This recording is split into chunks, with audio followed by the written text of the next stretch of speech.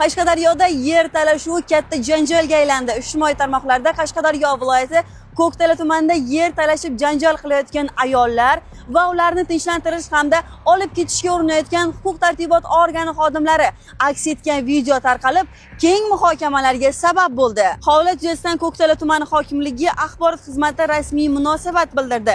Ma'lum qilinishicha, 14-yanvar kuni Umakay mahallasida yashovchi fuqaro 102 qisqa raqamga murojaat qilib, fermer xo'jaligiga tegishli yer maydonida qishloq xo'jaligi ishlarini olib borishga mahalladoshlar to'sqinlik qilayotganini bildirgan. Murojaatga asosan Ko'ktala tumani ichki ishlar bo'limi xodimlari va profilaktika inspektorlari hodisa joyiga yetib borgan. Dastlabki surishtiruvlarda bir guruh fuqarolar fermerga tegishli dalada g'alla ekilishiga qarshilik qilib, qo'llariga turli buyumlarni olib, jamoat joyida mayda bezorilik harakatlarini sodir etgani aniqlangan. Mazkur holat yuzasidan tegishli hujjatlar rasmiylashtirilib, ish sudga taqdim etilgan. Rasmiy ma'lumotlarga ko'ra, ushbu holat yuzasidan tez orada batafsil ma'lumot beriladi.